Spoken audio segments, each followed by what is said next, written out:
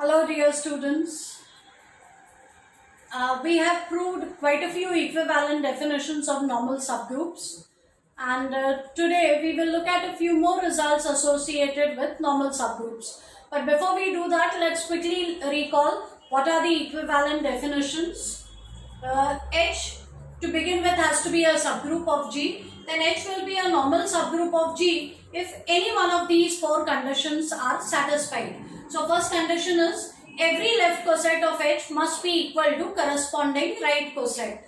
Then second condition is G inverse should be the same as H. This again should be true for all elements of the group. And then third condition is in terms of elements. G inverse should always lie inside H for all G in capital G, for all H in capital H. And finally, in the last lecture, we proved that product of two left cosets should again give me a left coset. And because there are too many definitions of a normal subgroup, for a student who studies normal subgroup for the first time, it's always a challenge to decide which definition to use. Well, I'll say if you're adventurous, try out all of them and see which one works, which one doesn't work, or which one is more efficient in that context. So if not, then take a look at any standard textbook, see which is the definition that they are using, and then maybe you could try out something else. So let's look at the first result for today. We will prove that every subgroup of an abelian group has to be a normal subgroup. So if you recall in the introduction of normal subgroups, in the very first lecture, actually I began with this, that if you take an abelian group, then every left coset is going to be equal to corresponding right coset. So in an abelian group, for every subgroup, you can expect this condition to be satisfied. And therefore, if your group is abelian, automatically every subgroup has to be a normal subgroup. But I'll prove this result independently because this is important. And I will use this definition to prove that H is normal. As I said, you can also use the definition in terms of left and right cosets. So firstly, I begin with an abelian group.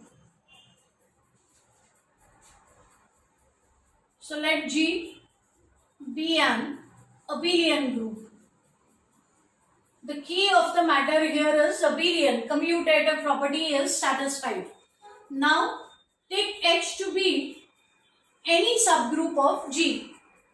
So we take H to be any subgroup of G and we will prove, so the task at hand is to prove that H is a normal subgroup of G. So as I said, let me use this definition to prove that H is normal. So let G be any element of capital G, H be any element of capital H, and look at the element G inverse. My aim is to prove that this element will lie inside H. But then I have one important property here of the group. This group is given to be abelian. Because the group is abelian, commutative property is satisfied. So instead of GH, I can write HG because the commutative property is satisfied. And now you can combine these two elements. Associative property allows you to do so. G times G inverse is E. And this element ultimately works out to be the same as H, which is surely in H. So this element G inverse lies inside H for all G in capital G and for all H in capital H.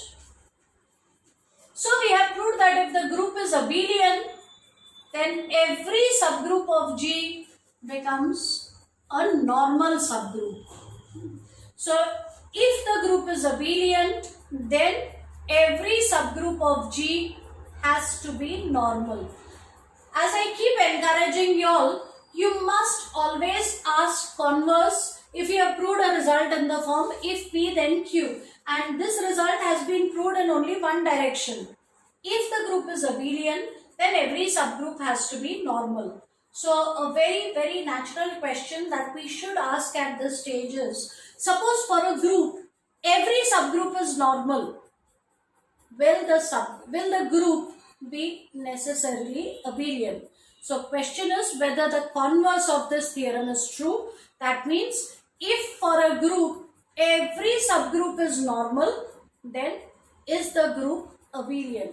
But at the moment I will not answer this question.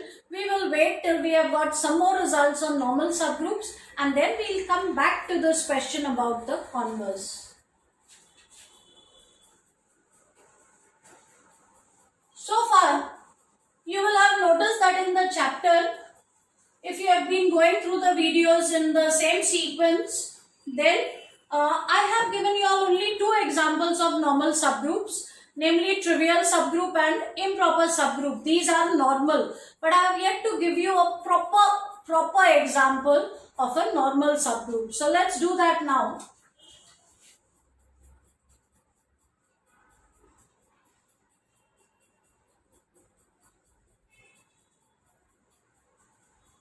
Find all normal subgroups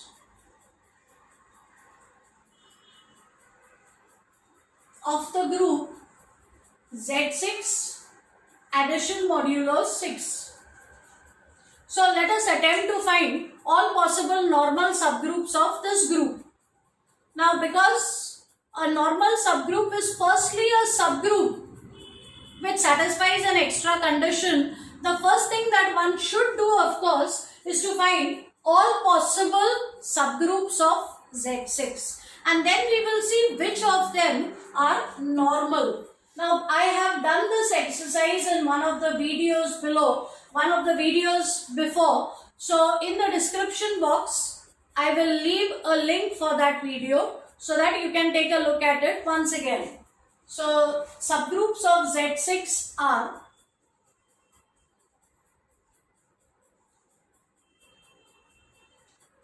set containing 0 bar, then 0 bar, 3 bar, 0 bar, 2 bar, 4 bar and Z6. So these are all the subgroups of Z6. So this was step 1 where we find all possible subgroups. Now we need to determine which of these are normal, and actually the question is easy in this case because this is an abelian group. So let's make use of the earlier theorem. The earlier theorem tells me that if the group is abelian, then every subgroup becomes normal. So here, because the group is abelian, all 4 subgroups are also normal subgroups of Z6. So this way, you can take any abelian group and look at all subgroups. They will all be normal. So this again gives us plenty of examples of normal subgroups. However, we are yet to look at an example of a non-abelian group because that is going to be exciting. In an abelian group, every subgroup has to be normal. But if you take a non-abelian group and then look at the subgroups one by one and see which of them are normal, that is going to be the fun part. But that's all for now. We'll look at a few more results before we look at one such example. That's all for now. Thank you.